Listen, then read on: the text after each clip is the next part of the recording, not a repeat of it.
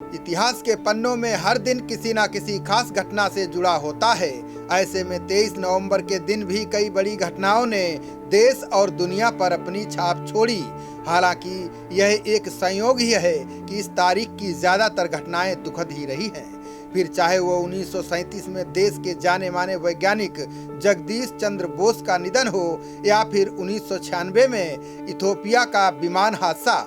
देश दुनिया के इतिहास में 23 नवंबर की तारीख पर दर्ज अन्य प्रमुख घटनाओं का सिलसिलेवार ब्यौरा इस प्रकार है। आज के दिन 1165 में पोप अलेक्जेंडर तृतीय निर्वासन के बाद रोम वापस लौटे थे। 1857 में आज ही के दिन कोलिन कैंपबेल की अगुवाई में अंग्रेजों ने लखनऊ को क्रांतिकारियों के कब्जे से मुक्त कराया था। आज ही के दिन 1873 में वियतनाम की राजधानी हनोई पर फ्रांस के सैनिकों ने कब्जा किया था। भारत में जन्मे प्रसिद्ध बांग्ला तथा अंग्रेजी लेखक और विद्वान नीरद चंद्र चौधरी का जन्म आज ही के दिन 1897 में हुआ था। आज ही के दिन 1904 में अमेरिका के सेंट लुइस में तीसरे ओलंपिक खेलों का समापन हुआ था। क्रांतिकारी लेखक, इतिहासकार तथा पत्रकार सखाराम गणेश देवस्कर का निधन आज ही के दिन 1912 में हुआ था। हिंदी दशक के प्रमुख यशस्वी कथाकार कृष्णचंद्र का जन्म आज ही के दिन 1914 में हुआ था। आध्यात्मिक गुरु सत्य साईं बाबा का जन्म आज ही के दिन 1926 में हुआ था। आज ही के दिन 1936 में फोटो पत्रकारिता में एक अलग पहचान रखने वाली पत्रिका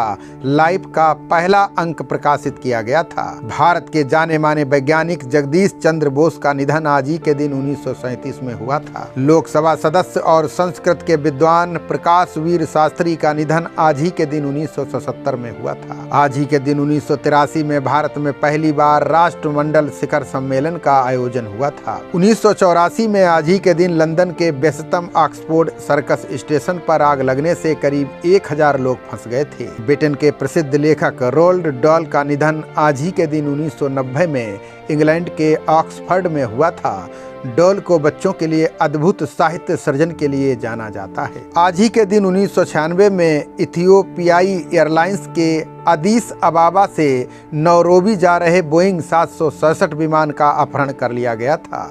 ईंधन कम होने के कारण विमान हिंद महासागर में गिर गया था। 1997 में आज ही के दिन साहित्य अकादमी पुरस्कार विजेता निराद सी चौधरी ने अपने जीवन के 100 वर्ष पूरे किए थे। आज ही के दिन 2001 में इजराइल के एक हेलीकॉप्टर ने पश्चिमी किनारे पर एक वाहन पर 2 मिसाइल दागकर इस्लामी कट्टरपंथी संगठन हमास के प्रमुख सदस्य महमूद अबू हनौद को मार गिराया था। 2002 में आज ही के दिन नाइजीरिया में होने वाली विश्व सुंदरी प्रतियोगिता को वहां की बजाय लंदन में आयोजित करने का फैसला किया गया था। आज ही के दिन 2006 में अमेरिका ने रूस की जेट निर्माण कंपनी सुखोई से प्रतिबंध हटाया था। 2007 में आज ही के दिन ऑस्ट्रेलिया में हुए चुनाव में लेबर पार्टी की जीत हुई थी। आज ही के दिन 2011 में लोकतंत्र समर्थक प्रदर्शनों के चलते यमन के राष्ट्रपति अली अब्दुल्लाह सालेह को 33 वर्ष के शासन के बाद इस्तीफा देना पड़ा था। आज के इतिहास में बस इतना ही।